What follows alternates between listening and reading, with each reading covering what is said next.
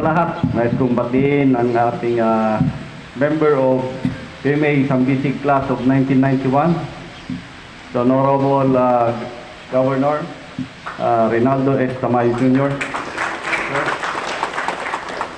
Of course, ang ating the former Provincial Director of South Cotabato PPO and now the CRS of CR12, Colonel Cedric Tamayo. And our Chief R1, Colonel Leo Sua.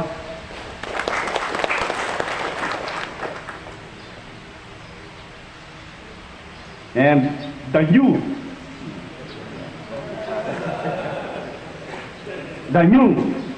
Provincial Director of South Cotabato PPO, Colonel Sam Kadungon. And of course, his classmate, Colonel Eric Divinacio and Colonel Inares. Very proud classmate. Of course, dahil batang-bata. The first na Provincial Director ng kanilang klase.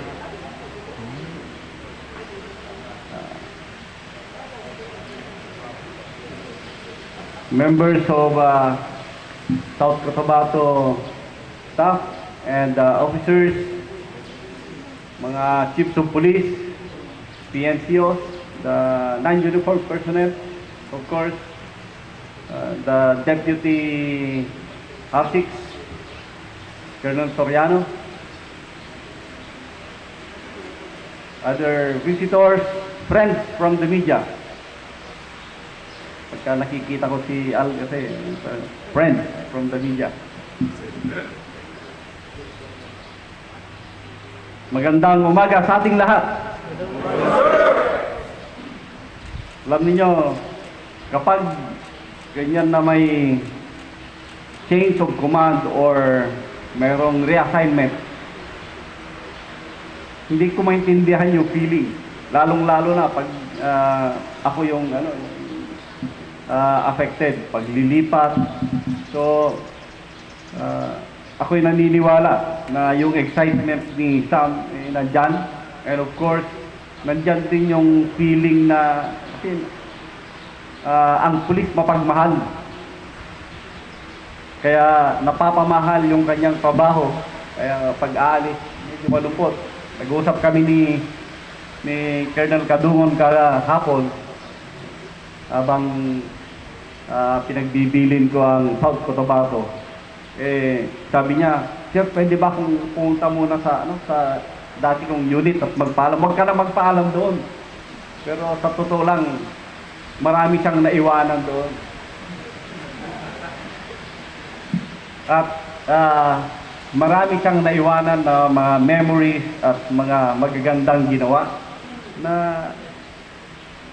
sa feeling ng isang officer pagka lumilipat, parang hindi pa natapos yung kanyang misyon. But, of course, lahat ng nangyayari sa ating buhay ay in-anticipate man natin o hindi, ay merong purpose. And si Sam, nung mapunta siya dito, meron siyang purpose. Samuel is a symbol of bravery when it comes to the Bible. Samuel is a symbol of being fair. Kasi si Samuel ay sa Bible ay descendant of David and Saul. So kung kilala niyo si David, dapat kilala niyo si Samuel. Sapagkat si David ay siyang pumalit kay Saul, kay King Saul. Si King Saul ay ang pumalit kay Samuel. And si Samuel became a very great judge. And kaya sabi ko sa kanina, it's a symbol of being fair.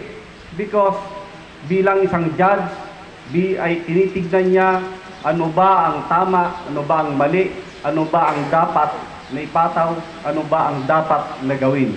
And I am very sure that with Samuel here in South Cotabato, and of course, dahil sa napaka-supportive na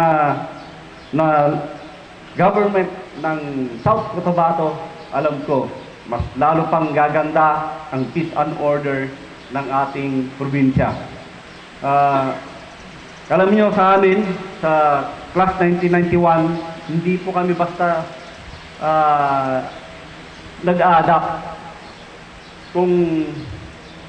Kung mag-discuss yung kaming mga magka-classmates, talagang grabe ang discussion pagdating diyan sa adoption.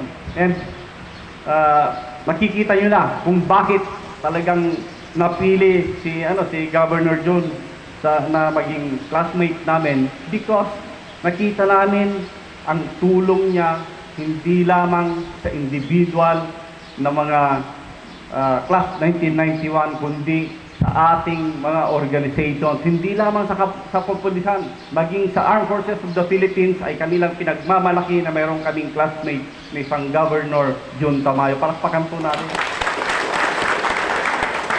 Yung kasiyahan ko kanina, sapagkat matagal kong pinapalap sa krami yung pag-upo ni Sam, nadagdagan pa nung narinig ko na mayroong ibibigay na SWAT van. So, CRS, i-program mo na rin yung pag-training natin ng SWAT team dito sa South Cotabato. And of course, hindi lamang 'yon. We are assured na sa ating pagsiservisyo, hindi tayo mamumroblema gaya ng pagtulong sa ating nasugatan na kasamahan. So, sana ay ipagpatuloy natin yung magandang samahan with the provincial government, and of course, ang bilin ko kay Sam kahapon, pagpatuloy natin yung naumpisahan at ginagawa ni Cedric, especially when it comes to engaging the community. Ang ating governor, the good governor, also donated horses para sa ating project force. So ano pa ba ang kailangan nating gawin? Wala na tayong gagawin kundi pagpatuloy at gamit. Pero alam nyo naman ang PNP, kahit nakatayo kayo, ay magtatagal talaga tayo. But anyway, I would like to join you na suportahan ang ating bagong provincial director, and hopefully ay magtatagal siya dito at nang sa ganon ay mapapangalagaan ng mabuti ang peace and order sa South Cotabato. Magandang umaga sa ating lahat.